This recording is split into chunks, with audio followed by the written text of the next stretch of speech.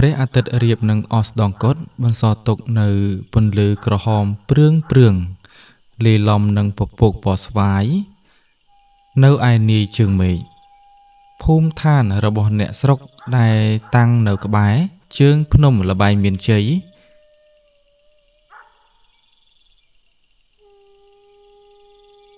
នៃទឹកដីខេត្តព្រះវិហារចាប់ផ្ដើមត្រូវគ្របដណ្ដប់ដោយភាពស្ងប់ស្ងាត់បន្តិចម្ដងទីនេះជាតំបន់ដែលសម្បូរទៅដោយព្រៃឈើធំ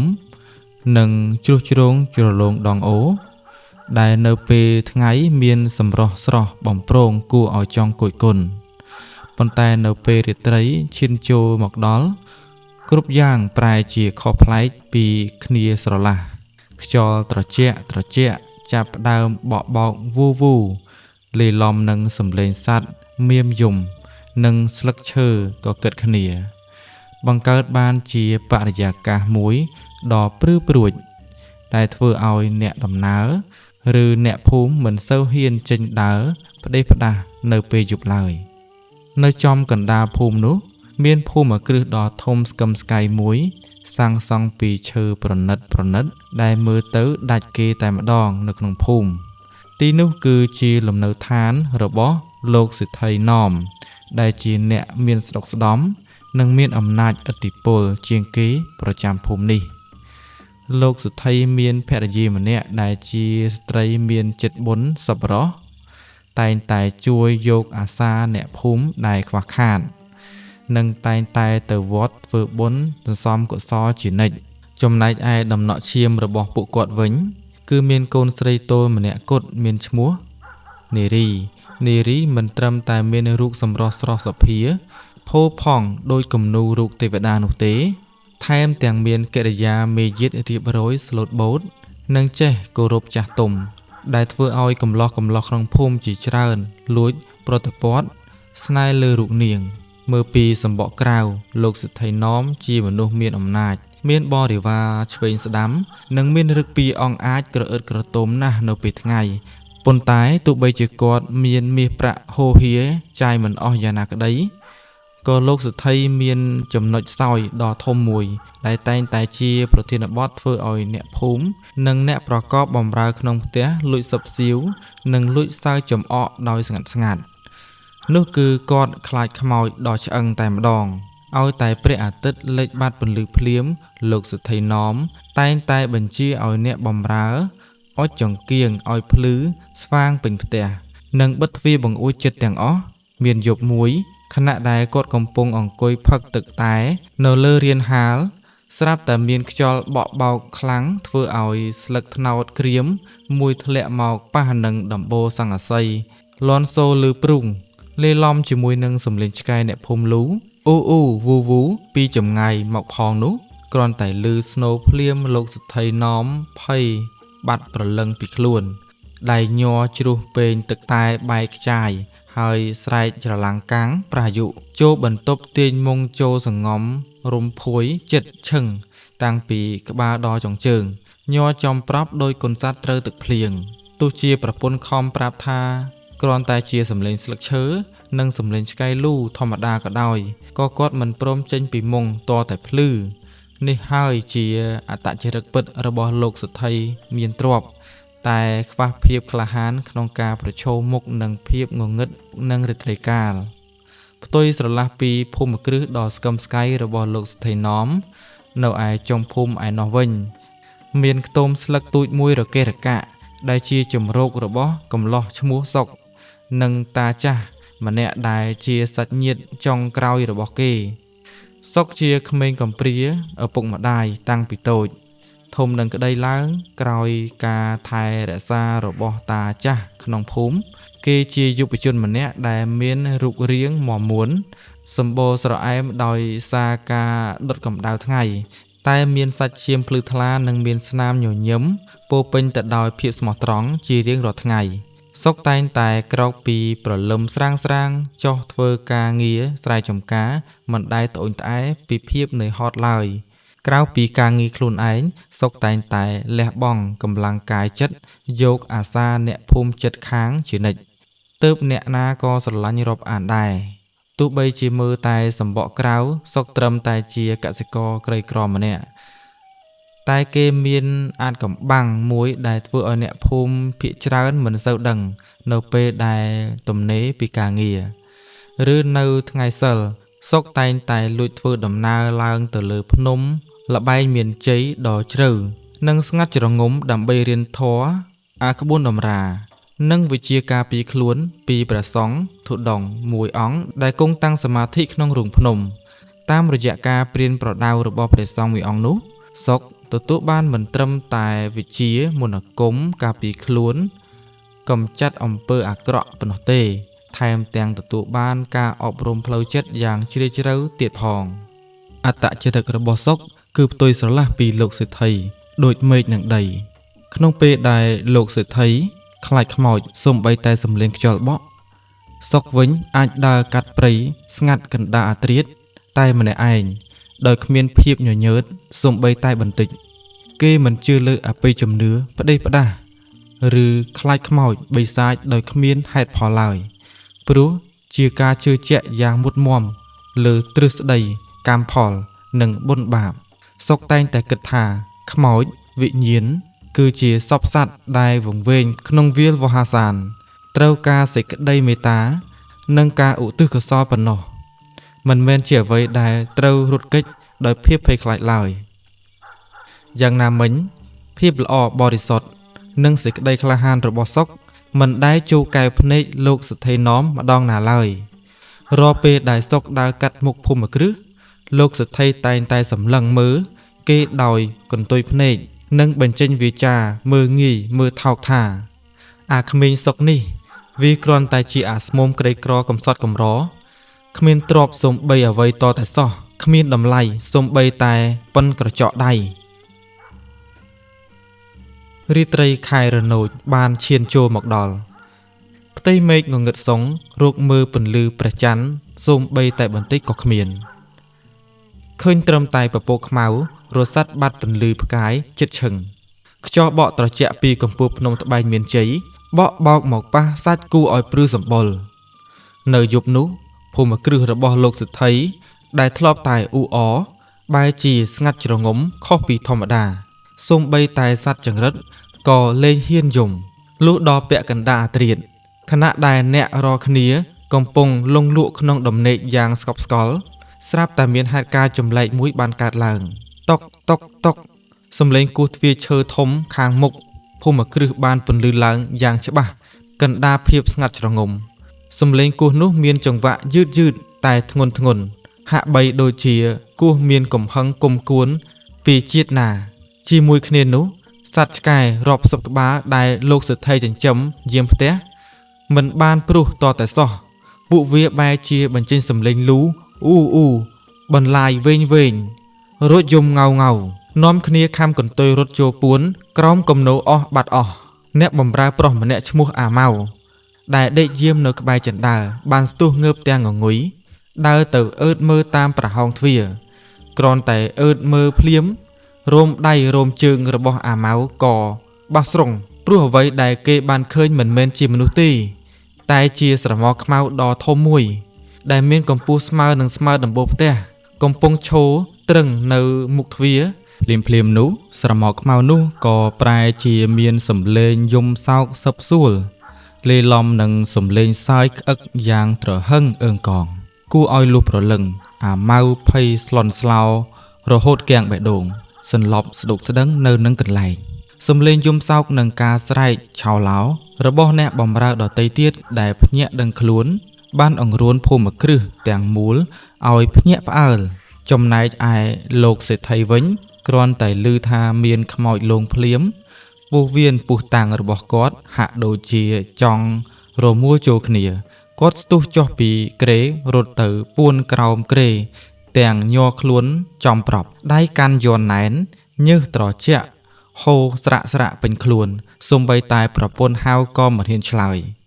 ដោយសារតែការភ័យរន្ធត់ហួសហេតុពេកលុះព្រឹកព្រលឹមឡើងលោកសេដ្ឋីបានធ្លាក់ខ្លួនឈឺដេកស្ដុកស្ដឹងក្តៅខ្លួនដូចភ្លើងនិងវង្វេងវង្វាន់មើលស្រែកតែពាក្យថាកុំមកយកខ្ញុំអីកុំមកយកខ្ញុំអី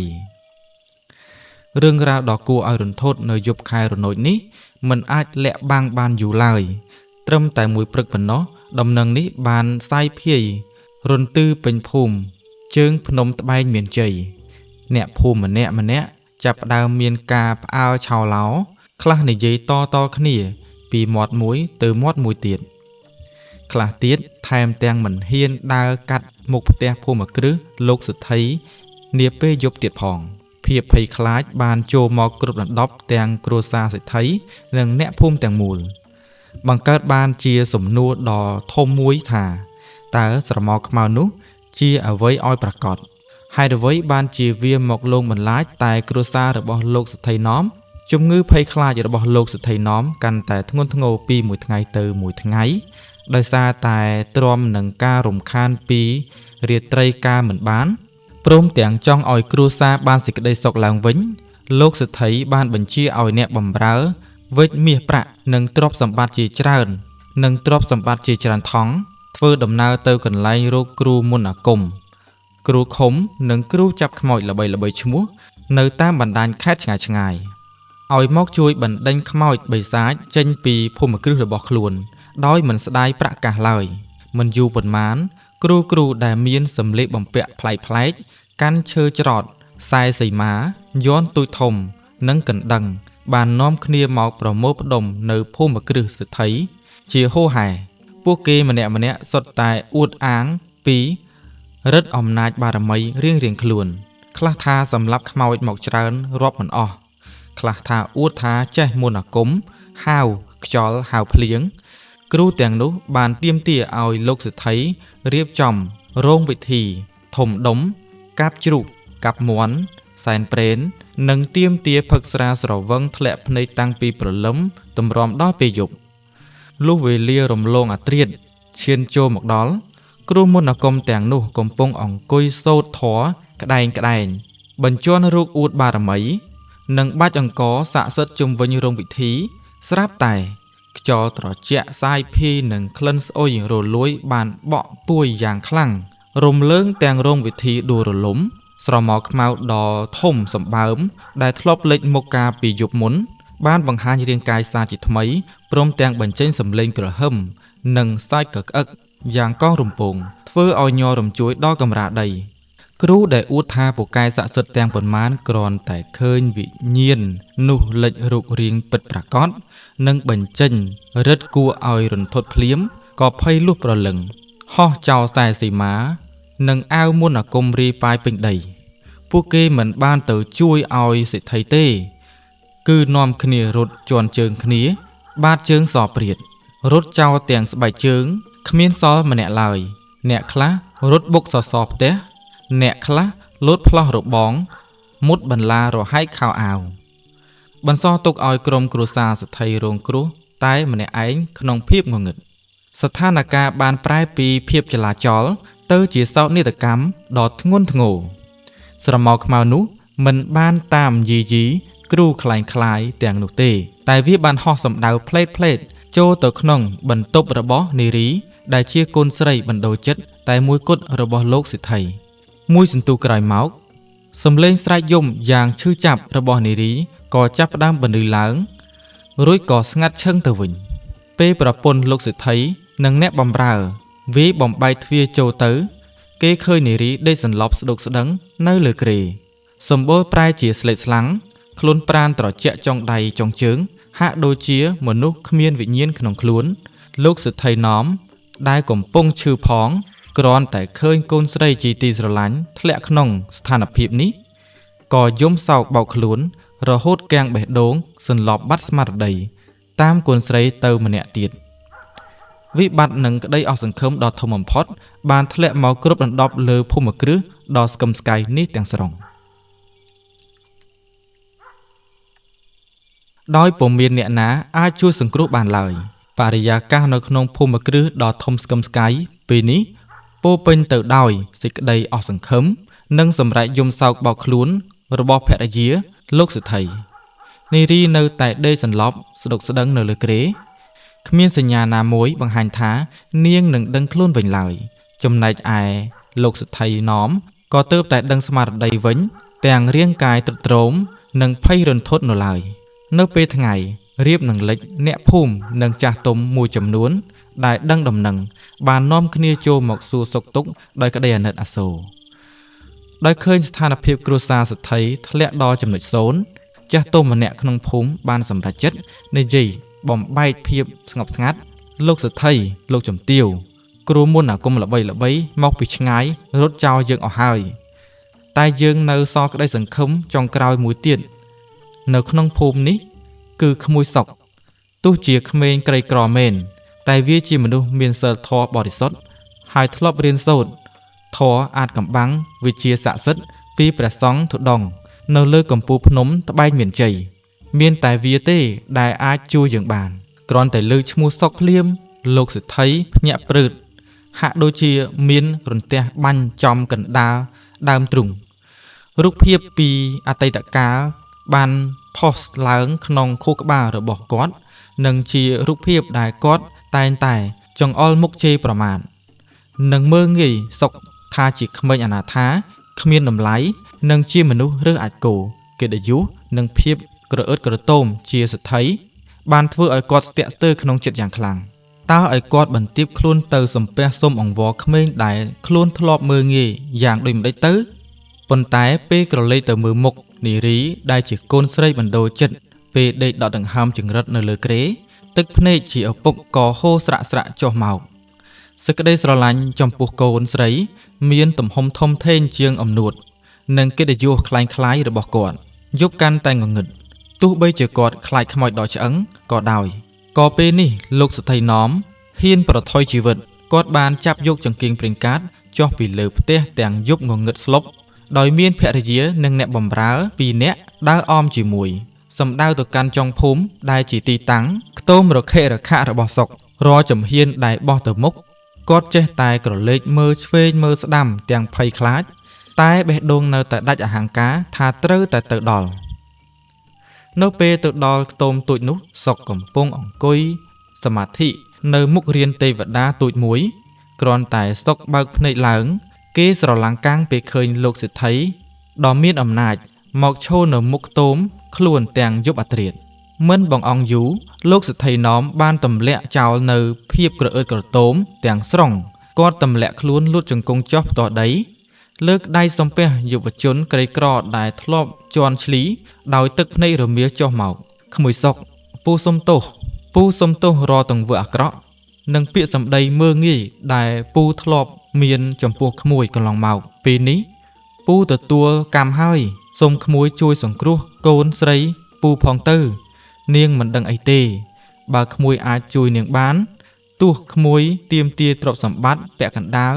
ឬយកជីវិតពូក៏ព្រមដែរភរិយាសេដ្ឋីក៏លូតជង្គង់យំអង្វរតាមប្តីផងដែរសុកក៏ឃើញទស្សនវិជ្ជាបែបនេះគេមិនបានដំកើងរឹកពៀឬចងគំនុំសងសឹកឡើយកំឡោះបរិសុទ្ធរូបនេះបានស្ទុះទៅប្រគិលើលោកសេដ្ឋីឲ្យក្រោកឡើងរួចតបដោយសេចក្តីទន់ភ្លន់និងពោរពេញទៅដោយធម៌មេត្តាថាលោកពូលោកមីងកំពុងធ្វើអីនឹងខ្ញុំបាទមិនដែលចង់គុំគួនខឹងសម្បានឹងលោកពូឡើយព្រោះព្រះពុទ្ធលោកបានបង្រៀនឲ្យចេះរំលត់កំហឹងដោយសេចក្តីមេត្តាទ្រព្យសម្បត្តិខ្ញុំក៏មិនត្រូវការដែរសូមលោកពូកុំបារម្ភអីយប់នេះខ្ញុំនឹងទៅជួយក្មួយនារី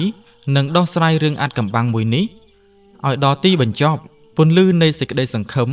រះឡើងវិញនៅក្នុងទឹកមុខដ៏ស្រពោនរបស់សេដ្ឋីការបន្ទាបខ្លួនលះបង់អំនួតនៅយប់នេះមិនត្រឹមតែនាំមកនៅអ្នកសង្គ្រោះនោះទេតែវាជាជំហានដំបូងនៃការកែប្រែចរិតលក្ខណៈដ៏អាក្រក់របស់លោកសេដ្ឋីផងដែរពេលដល់ភូមិគ្រឹះភ្លាមបរិយាកាសដ៏ត្រជាក់ស្រេបនិងក្លិនឆ្អាបនៃភាពអាប់អួរបានសាយភាយពេញទីធ្លាសុកមិនបានបង្ហាញការភ័យខ្លាចសូម្បីតែបន្តិចគេដើរដោយភាពជឿជាក់សម្ដៅចូលទៅក្នុងបន្ទប់របស់នារីដែលកំពុងដេកសន្លប់បាត់បង់ស្មារតីលោកសេដ្ឋីណោមភរិយានិងអ្នកបម្រើបានត្រឹមតែឈរអើតមើលពីចម្ងាយទាំងញ័រប្រប្រាប់រំពេចនោះខ្យល់គួចយ៉ាងខ្លាំងបានបក់បោកចូលទៅបង្អួចធ្វើឲ្យចង្គៀងប្រេងកាតរលត់អស់បន្សល់ទុកតែភាពងងឹតស្លុបស្រមោលខ្មៅដ៏ធំសម្បើមបានបង្ហាញរូបរាងជាថ្មី វាបញ្ចេញសម្លេងក្រហមយ៉ាងកងបំពងហាក់ដូចជាចង់គំរាមកំហែងសុកឲ្យរត់ចេញដោយគ្រូមុនដែរប៉ុន្តែផ្ទុយពីគ្រូคล้ายៗទាំងនោះសុកមិនបានដកដាវអាគមឬសូត្រមន្តគាថាវាប្រហារដើម្បីកម្ចាត់វិញ្ញាណនោះឡើយកំឡោះបរិសុទ្ធបានអង្គុយពេនភ្នែនកំឡោះបរិសុទ្ធបានទម្លាក់ខ្លួនអង្គុយពេនភ្នែនបិទភ្នែកតាំងសមាធិស្ងប់ស្ងៀមគេផ្ចង់អារម្មណ៍រួចចាប់ផ្ដើមសូត្រធម៌មេត្តាផ្សាយសេចក្តីស្រឡាញ់និងសន្តិភាពចេញពីបេះដូងទៅកាន់វិញ្ញាណនោះពន្លឺនៃភាពស្ងប់ស្ងាត់និងកម្លាំងមេត្តារបស់សុកបានសាយភាយពេញបន្ទប់គួរឲ្យអស្ចារ្យស្រមោលខ្មៅដែលកំពុងតែខឹងសម្បានិងបញ្ចេញរស្មីកាចសាហាវស្រាប់តែបញ្ឈប់សកម្មភាពរបស់ខ្លួនសំឡេងក្រហមដ៏គួរឲ្យខ្លាចបានប្រែទៅជាសំឡេងសុបសៀវលាយឡំនឹងការឈឺចាប់តាមរយៈញាត់សមាធិសុកអាចតាក់ទងផ្លូវចិត្តនិងស្ដាប់យល់ពីភាសារបស់វិញ្ញាណនោះបានការពិតដ៏គួរឲ្យភ្ញាក់ផ្អើលត្រូវបានលាតត្រដាងឡើងវិញវិញ្ញាណនេះមិនមែនជាខ្មោចបិសាចអាក្រក់ឬប្រលឹងពនេចរដែលដើរលងបន្លាចមនុស្សអត់ហេតុផលនោះទេតាមពិតទៅលោកគឺជាអ្នកតាម្ចាស់ទឹកម្ចាស់ដីនិងវិញ្ញាណបុព្វបុរសដែលរក្សាតំបន់ជើងភ្នំត្បែងមានជ័យនេះអស់រាប់រយឆ្នាំមកហើយអ្នកតាបានរៀបរាប់ទាំងកំហឹងប្រាប់សុកថាយើងមិនចង់ធ្វើបាបអ្នកណាទេប៉ុន្តែអាសថីណមវាបានប្រមាថយើងយ៉ាងធ្ងន់ធ្ងរដើម្បីសាងសង់ភូមិគ្រឹះដ៏ធំសម្បើមរបស់វាបានបញ្ជាឲ្យគេកាប់រំលំដើមឈើធំអាយុកាលរាប់រយឆ្នាំដែលជាទីជម្រកដ៏សុខសាន្តរបស់យើងកាលនោះវាបានអុជធូបសន្យាស្បត់ស្បែកនៅមុខគល់ឈើថានឹងសាងសង់អាស្រមថ្មីយ៉ាងសមរម្យជូនយើងនិងរៀបចំពិធីបុណ្យឧទ្ទិសកុសលសូមខមាទោសប៉ុន្តែក្រោយពេលសាងសង់ផ្ទះរួចរាល់ដោយសារតែចរិតលោភលន់និងការកំណាញ់ស្វិតរបស់វាបានបំភ្លេចការសន្យាទាំងស្រុងថែមទាំងយកសម្រាមមកចោលក្បែរគោជ្រៃចាស់នោះទៀតផងវិញ្ញាណអ្នកតាបន្តដោយសំឡេងអ៊ូអាក់ការដែលយើងមកបន្លាចនិងយកប្រលឹងកូនស្រីវាចេញពីក្នុងខ្លួនគឺដើម្បីការប្រមានឲ្យវាស្គាល់ពីការឈឺចាប់និងឲ្យវារៀនគោរពពាក្យសន្យាគោរពធម្មជាតិនិងឈប់វារឹកក្រអឹតក្រទមតទៅទៀតយើងមិនទាន់យកជីវិតនាងទេគ្រាន់តែឃុំប្រលឹងនាងទុកសិនប៉ុណ្ណោះពេលបានដឹងរឿងរ៉ាវពិតប្រាកដសុកបានបើកភ្នែកឡើងទាំងក្តីអាណិតអាសូរដល់វិញ្ញាណអ្នកតាគេបានងាកកមើលលោកសទ្ធិណមដែលកំពុងលាក់ខ្លួនញ័រចំប្រប់នៅក្បែរមាត់ទ្វារអាចកំបាំងដៃលោកតាទុកពីប៉ុន្មានឆ្នាំមុនពេលនេះត្រូវបានលាតត្រដាងឡើងដែលបញ្ជាក់ថាអ្វីៗទាំងអស់ដែលកើតឡើងសុទ្ធសឹងតែបណ្ដាលមកពីកំហុសក្តីលោភលន់និងការមិនអោយគោរពពាក្យសន្យារបស់លោកសទ្ធិខ្លួនឯងតែប៉ុណ្ណោះខ្មោចដែលលោកសទ្ធិខ្លាចបំផុតនោះមិនមែនជាអ្នកណាឆ្ងាយទេគឺជាផលកម្មដែលលោកបានសាងដោយផ្ទាល់ដៃបន្ទាប់ពីបានស្ដាប់ការរៀបរាប់ដ៏ឈឺចាប់របស់វិញ្ញាណអ្នកតារួចមកសុកបានក្រោកឈរឡើងរួចដើរយឺតសម្ដៅទៅរកលោកសទ្ធិណមដែលកំពុងអង្គុយអោបជង្គង់ញ័រត្របក់នៅក្បែរជញ្ជាំងសុកបានសម្លឹងមើលទៅសទ្ធិដោយកែវភ្នែកពោពេញទៅដោយការអាណិតអាសូររួចពោលពាក្យបន្សល់ពីហេតុផលដែលយ៉ាងច្បាស់ថារួចពោលបញ្យលហេតុនិងផលយ៉ាងច្បាស់ថាលោកពូខ្មោចបិសាចដែលលោកពូខ្លាចរហូតដល់ចោលផ្ទះសម្បែងនោះមិនមែនជាបិសាចអាក្រក់ពីណាទេតែជាម្ចាស់ទឹកម្ចាស់ដីដែលលោកពូធ្លាប់បានសន្យាថានឹងសង់អាស្រមថ្វាយក្រោយពេលកាប់រលំដើមជ្រៃធំនោះឯងលោកពូបានបំពេញពាក្យសន្យាថែមទាំងប្រមាថទីកន្លែងស័ក្តិសិទ្ធិទើបបណ្ដាលឲ្យមានរឿងអាក្រក់ទាំងនោះកើតឡើងលោកសទ្ធិណមគ្រាន់តែឮសុករំលឹករឿងដើមជ្រៃភ្លាមគាត់ក៏ស្រក់ទឹកភ្នែកតក់ក្តីលោភលន់និងភាពកំណាញ់ដែលធ្លាប់មានក៏រលាយបាត់អស់សល់ត្រឹមតែវិបដិសារីសុកបានបញ្យល់បន្ថែមដោយលើកយកទ្រឹស្ដីធម៌មកបញ្ជាក់ច្បាប់កម្មផលមិនដែលលើកលែងឲ្យអ្នកណាឡើយការដោះស្រាយបញ្ហានេះមិនមែនត្រូវប្រើដាវអាគមឬមុនសាយ័ន្តទៅកាប់សម្លាប់បំបត្តិវិញ្ញាណគាត់ដោយគ្រូខ្លែងខ្លាយទាំងនោះឡើយវិញ្ញាណខឹងព្រោះប្រមាថដូច្នេះអ្វីដែលគាត់ត្រូវការគឺត្រឹមតែការគោរពនិងការកសាងបុណ្យកុសលឧទ្ទិសជូនគាត់ប៉ុណ្ណោះ ការចងពៀវិរិយនឹងមិនអាចបញ្ចប់ដោយការតបតឡើយមានតែការសុំទោសនិងធម៌មេត្តាទេទើបអាចរំលត់ភ្លើងកំហឹងបានសម្ដីរបស់យុវជនក្រីក្ររូបនេះហាក់ដូចជាទឹកអម្រឹតដ៏ត្រជាក់ស្រោចស្រពលាងជម្រះភាពងងខ្លៅនិងអំនួតនៅក្នុងចិត្តរបស់លោកសទ្ធិណោមឲ្យស្វាងចេះលោកសទ្ធិបានវាទៅមុខ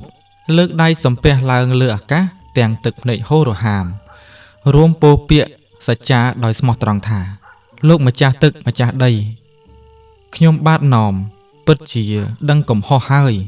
កន្លងមកខ្ញុំវង្វេងនិងទ្រព្យសម្បត្តិលោភលន់អំណាចរហូតភ្លេចពាក្យសច្ចាខ្ញុំបានសូមលុតជង្គង់សូមកម្មាទោសនៅរាល់ទង្វើប្រមាថទាំងឡាយចាប់ពីព្រឹកស្អែកតទៅខ្ញុំនឹងបញ្ជាឲ្យជាងសាងសង់អាស្រមថ្មីដ៏ធំទូលំទូលាយថ្វាយលោកម្ចាស់ហើយខ្ញុំនឹងរៀបចំពិធីបុណ្យទាននិមន្តព្រះសង្ឃសូត្រមន្តឧទ្ទិសកុសល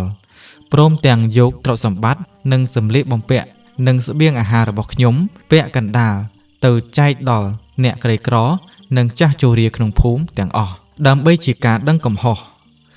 ដោយបានស្ដាប់ពាក្យសច្ចា